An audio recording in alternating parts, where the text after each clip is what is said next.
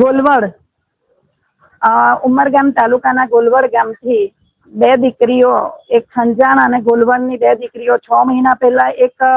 દીકરીનું વિધર્મી સાથેનું લગ્ન એટલે કે લંડન જયા પછીનું લગ્ન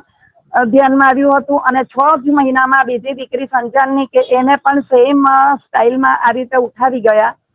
હું એટલા માટે કહું છું ઉઠાવી ગયા કારણ કે આ એક ષડયંત્ર છે. આમાં કોઈ પ્રેમ નથી, કોઈક એવી સામાજિક જીવનનું ભાગ નથી, પરંતુ એક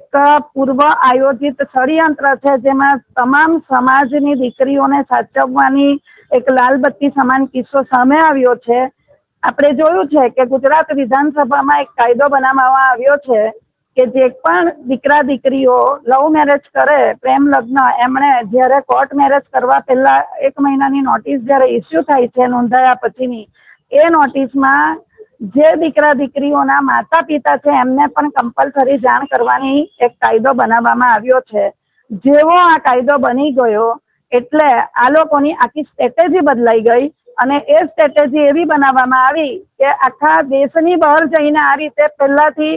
એજ્યુકેશન લોનથી એ લોકોને આ રીતે એ લોકોનું ત્યાં આગળ નામાંકન કરવામાં આવે છે, પાસપોર્ટ વિઝા કરવામાં આવે છે અને સીધી લંડન ભગાવી જઈને બંને દીકરીઓના લગ્ન ત્યાં કરાવી દેવામાં આવ્યા છે. આપ સૌ જાણો છો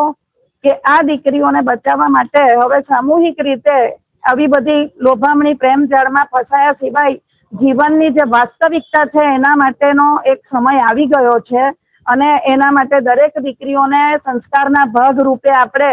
થોડા સમયે એનું કાઉન્સેલિંગ જરૂરી છે, સામાજિક આયોજનો જરૂરી છે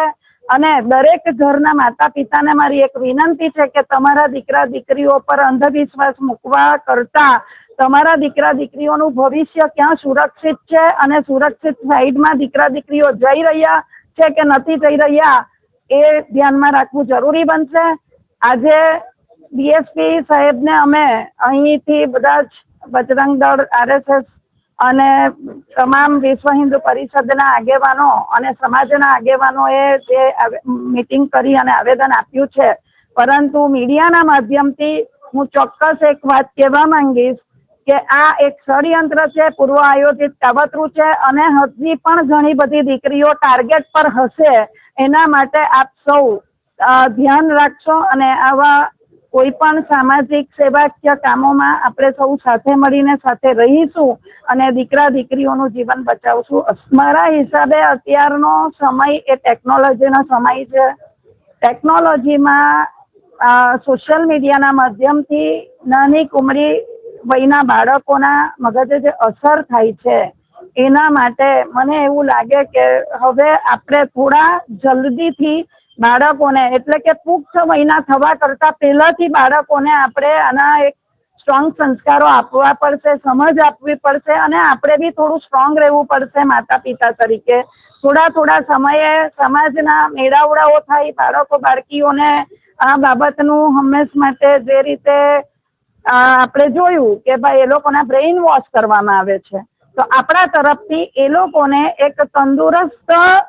વાતાવરણ પૂરું પાડવામાં આવે અને સાચી માહિતીઓ એમને મળી રહે કે એમનું ભવિષ્ય શેમાં સુરક્ષિત છે. આ એક મુદ્દો આપણા માટે જરૂરી બન્યો છે. આવા બધા આયોજનો વખત કરવા પડશે કારણ કે આ ઘટનાઓ વધી રહી છે. આપણે થોડા સમયે આ રીતે આવેદનો આપીએ છીએ, મળીએ છીએ, મહેનતો કરે છે. મને આનંદ છે કે બજરંગ દળ અને આ વીપવાળા બધા લોકો ભાઈઓએ 9000 દીકરીઓના રીમેરેજ કરાવ્યા, પરંતુ આજે એક વખત તો એ દીકરીઓએ પોતાનું જીવન ડિસ્ટર્બ કરી દીધું ને, દાવ પર લગાવી દેતી હોય છે આવા અમૂલ્ય મળેલી જિંદગીને. આટલા સારા તંદુરસ્ત સમાજમાં જન્મેલી દીકરીઓ આજે એક ઘોર નર્કમાં જઈ રહી છે, તો આજે એક ચિંતાનો વિષય બન્યો છે આપણા સૌ માટે. તો આ રીતે આપણે એક આયોજન થકી દીકરીઓને બચાવી શકીએ.